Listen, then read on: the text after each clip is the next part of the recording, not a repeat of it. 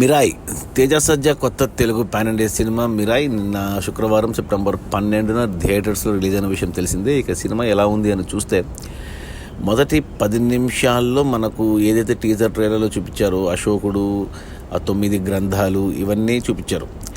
అదంతా బాగానే ఉంది, కానీ ఫిక్షన్ అది నిజంగా జరిగిన కథ కాదు. కానీ బట్ అశోకుడు నిజంగా ఉన్నాడు, చరిత్ర అది. కానీ అశోకుడి 9 గ్రంథాలు అశోకుడిని అంటే మామూలు మనిషిలాగా కింగ్ లాగా చూపించకుండా దైవాంశ సంభూతుడు, అతని దివ్యశక్తులన్నీ ఈ 9 గ్రంథాల్లో పొందుపరిచాడు అనేది నాకు కన్విన్సింగ్గా అనిపించలేదు. అదేదో అతను రాశాడు, భద్రపరిచాడు అంటే ఒప్పుకోవచ్చు, కానీ చరిత్రని అంటే ఇది వక్రీకరించినట్టే అనిపించింది నాకు. అక్కడ కొద్దిగా డిస్కనెక్ట్ అయ్యాను నేను, ఎందుకంటే మిగతా సినిమా అంతా ఆ పాయింట్ మీదే నడుస్తుంది. సో సరే, ఏదో కళింగ యుద్ధం అన్నాడు, అశోకుడు అన్నాడు, 9 గ్రంథాలు అన్నాడు, వాటికి 9ని కాపలాగా పెట్టాడు. అంతవరకు అది కన్విన్స్ కాగలిగితే సినిమా కన్విన్స్ కావచ్చు.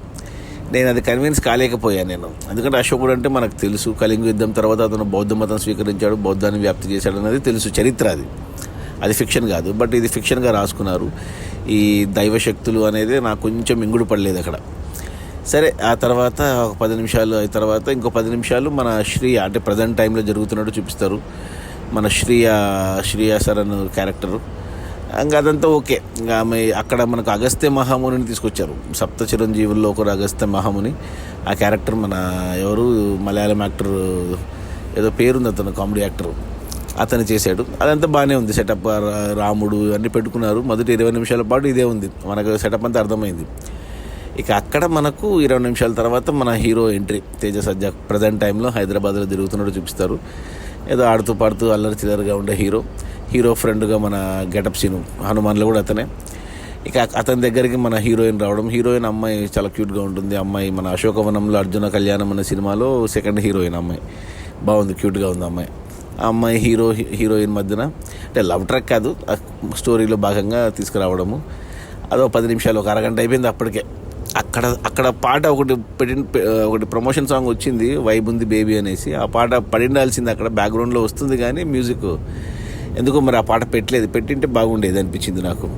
సో అరగంట తర్వాత అప్పుడు మన విలన్ ఇంట్రడక్షన్, మన మంచు మనోజ్.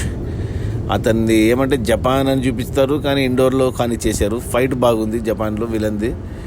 ఆ తర్వాత అన్ని పరిచయాలు అయిపోయాయి, కథ ఏదో మనకు చూసాయిగా అర్థమవుతూ ఉంటుంది. ఇక అక్కడి నుంచి సినిమాని ఇంకా అంటే అక్కడ ఒక పోలీస్ క్యారెక్టర్ని పెట్టుకున్నారు. అతను డైరెక్టర్ కిషోర్ తిరుమల అనేసి, చాలామందికి తెలియదు. అతను ఫేస్ చూస్తే ఎవరు గుర్తుపట్టలేరు. కొద్దిగా ఎవరైనా కమెడీని పెట్టుకుంటే బాగుండే, వెన్నెల కిషోర్నో సత్యానో పెట్టింటే బాగుండి అనిపించింది నాకు. సో అతనిది ఒక ట్రాక్ పెట్టుకున్నారు కమెడియన్ పోలీస్గా. ఇక అంతే. ఇక తర్వాత వెంటనే సినిమా అంటే కథని మనం నమ్మగలిగితే ఇంక ముందుకు వెళ్ళిపోతుంది. ప్లస్ హీరోయిన్కి ఒక ఏదో పవర్ ఉన్నట్టు చూపించారు, అది ఓకే, పవర్ అన్నట్టు చూపించారు. ఇక అంతే. ఇక అక్కడి నుంచి హీరో మనకు హిమాలయాసు, ఇక ఎటో అంటే కొంచెం అంటే ఇక్కడ ఒక లేడీ విలన్ పెట్టుకున్నారు.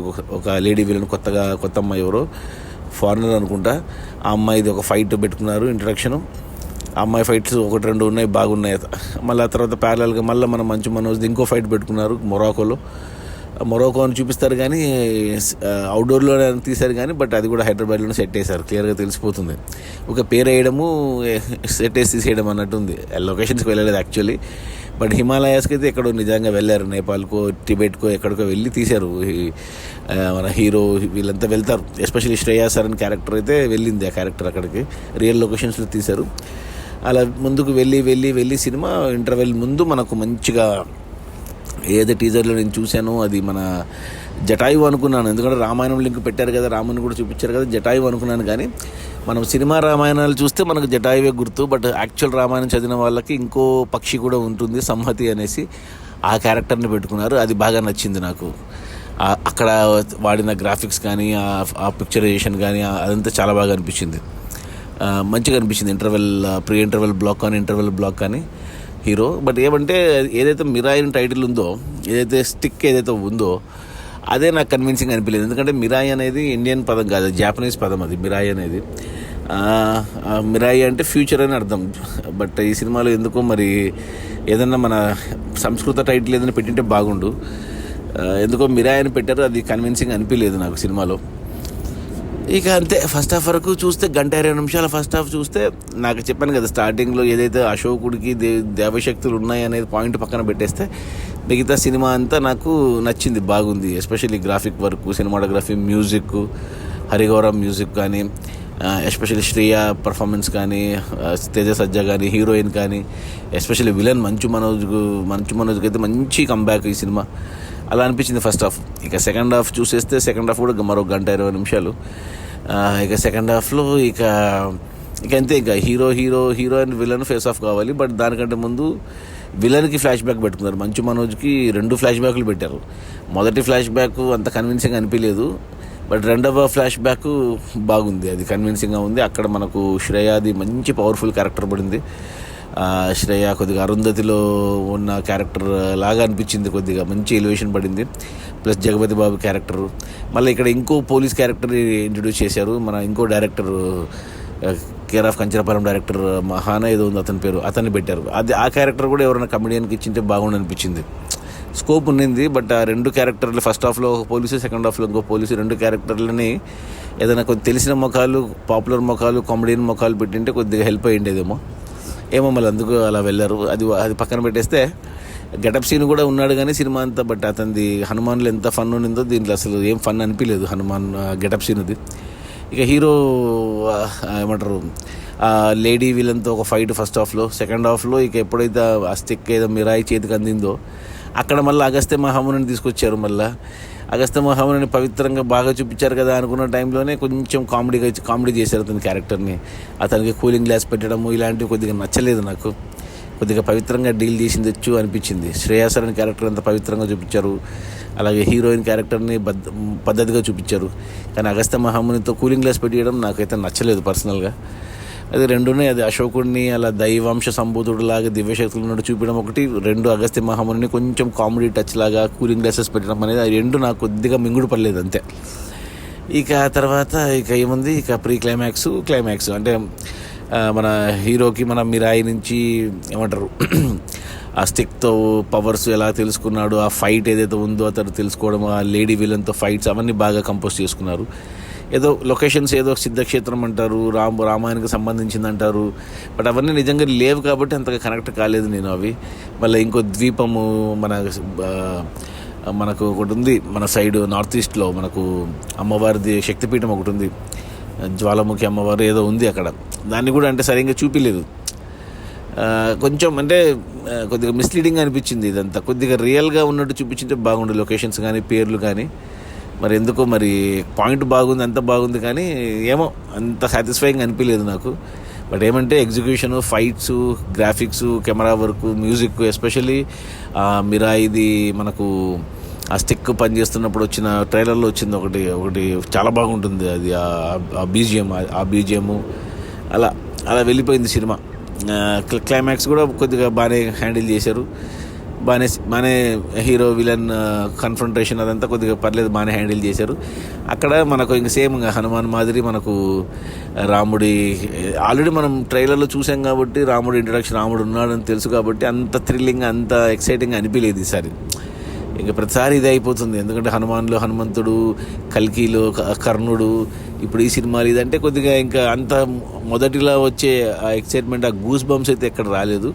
బట్ క్లైమాక్స్లో ఒక గూస్ బంప్ అయితే వచ్చింది. మళ్ళీ మన పక్షి షాట్ ఇంకోటి ఉంటుంది సెకండ్ క్లైమాక్స్లో, అది మంచిగా అనిపించింది. అలా ఓవరాల్గా అదే పడుతూ లేస్తూ వెళ్ళింది సినిమా. నాకైతే ఓకే అంటాను. స్టిల్ నా రేటింగ్ వచ్చి 3/5 గుడ్ అని చెప్తాను, చూడమని చెప్తాను, ఖచ్చితంగా థియేటర్లోనే చూడాలని చెప్తాను. ఏమంటే మనకు హీరో ఇంట్రడక్షన్ ఫైట్ నాకు కల్కిలో ప్రభాస్ ఫైట్ లాగా అనిపించింది. ఆ కామెడీ ఫైటు, అక్కడ ప్రభాస్ పాట పెట్టుకుని ఫైట్ చేయడము, ఇక్కడ వీళ్ళు డీజే పెట్టుకుని ఫైట్ చేయడము, మళ్ళీ మనకు ఏమంటారు కార్తికేయ 2లో మనకు కృష్ణుడి విగ్రహము, ఇలాంటి సీన్లు ఉంటాయి కదా, అలాంటి సీన్లే దీంట్లో కూడా పెట్టుకున్నట్టు అనిపించింది. ఎందుకంటే ఆ సినిమాకు కూడా ఈ సినిమా డైరెక్టర్ కార్తిక్ ఘట్టమనేనే సినిమాటోగ్రాఫర్, ఈ సినిమాకి డైరెక్ట్ చేశాడు, ఆ సినిమాలో సినిమాటోగ్రాఫర్ అతను. అలా అనిపించింది. ప్లస్ మళ్ళీ మనకు కల్కి వచ్చే, మళ్ళీ ఇది వచ్చే, అరుంధతి వచ్చే, కార్తికేయ 2 వచ్చా, ఇలా ఎందుకు హనుమాన్ క్లైమాక్స్ హనుమాన్ గుర్తు వచ్చి 4-5 సినిమాలు గుర్తొచ్చాను. అవన్నీ రీసెంట్గా చూసాం కాబట్టి ఎక్సెప్ట్ ఫర్ ద పాయింట్ ఏదైతే అశోకుడు 9 గ్రంథాలు అనే పాయింట్ తప్పిస్తే కొత్త పాయింట్, ఇక మిగతావన్నీ ఆల్రెడీ చూసిన ఫీలింగ్ అనిపించింది. ప్లస్ చాలా మటుకు సెట్స్లో వేసి తీశారు. అది మళ్ళీ ఇది ప్రజెంట్ నడుస్తుందా, ప్రజెంట్ జనరేషన్ నడుస్తుందా, ఎందుకంటే ఎక్కువ మాయలు మంత్రాలు ఇవి ఎక్కువ అయిపోయినాయి సినిమాలో. రియలిస్టిక్గా అనిపించలేదు నాకు. సో బట్ ఓవరాల్గా చెప్పాలి అంటే ఓకే అంటాను నేనైతే. సినిమా గుడ్ అనే చెప్తాను, స్టిల్ 3 ఇస్తాను ఈ సినిమాకు. యాక్చువల్గా అయితే ఓకే 2 ఇవ్వాలి, కానీ ఇక వాళ్ళ ఎఫర్ట్స్కి, వాళ్ళ శ్రమకు, వాళ్ళ పడ్డ కష్టానికి ఎక్కడ బోర్ కొట్టలేదు. కాబట్టి 2 గంటల 40 నిమిషాలు సినిమా అయినా కానీ ఎక్కడ బోర్ కొట్టలేదు. బట్ ఇంకోసారి చూసేంత అయితే లేదు, రెండోసారి చూడాలి అనిపించేదిలాగా లేదు నాకు. ఒక కల్కి మాదిరి, ఒక హనుమాన్ మాదిరి. సో అది ఈ మిరాయ్. టైటిల్ జస్టిఫికేషన్ ఉంది, కానీ నా టైటిల్ మన టైటిల్ కాదు, జపాన్ టైటిల్. ప్లస్ అశోకుడు గురించి రాశారు, కానీ అశోకుడిది దివ్యశక్తులు ఉండేది అది మిత్. అది అంటే మిత్ కూడా కాదు అసలు, వీళ్ళు అనుకున్నారు, ఊహించుకున్నారు. అదొకటి. అగస్త్య మహామునిని కొంచెం కామెడీగా చూపించడము, ఇలాంటివి ఉన్నాయి. అవి నాకు నచ్చనివి. ఇక మిగతా సినిమా అంతా బాగుంది. గ్రాఫిక్స్ కానీ, ఎగ్జిక్యూషన్ కానీ, ప్రజెంటేషన్ కానీ, యాక్షన్ పార్ట్స్ కానీ, మంచు మనోజ్ యాక్షన్ కానీ, తేజ సజ్జ యాక్షన్ కానీ, ఇలా పాటలు ఏం పెట్టుకోలేదు, మంచి పని చేశారు పాటలు. కానీ అది పాటలు పాపులర్ అయింది ఒక పాట, వైబ్ ఉంది బేబీ, అది ఎక్స్పెక్ట్ చేశాను ఫస్ట్ హాఫ్లో. స్కోప్ కూడా ఉన్నింది, పెట్టుకోలేదు ఎందుకో.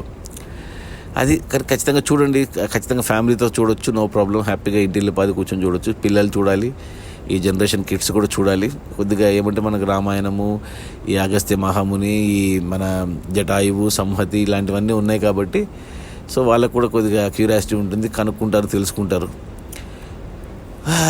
సో ఫ్యామిలీతో చూడొచ్చు ఈ వీకెండ్కి ఈ మిరాయ్. నా రేటింగ్ వచ్చి 3/5. ఓకే, ఎక్కువ ఎక్స్పెక్టేషన్స్ పెట్టుకోవద్దు, ఓపెన్ మైండ్తో వెళ్ళండి. ఎక్కువ లాజిక్లు వెతకండి, ఎందుకంటే చాలా లాజిక్లు మిస్ అయ్యే సినిమాలో. Only enjoy the magic. Okay, bye.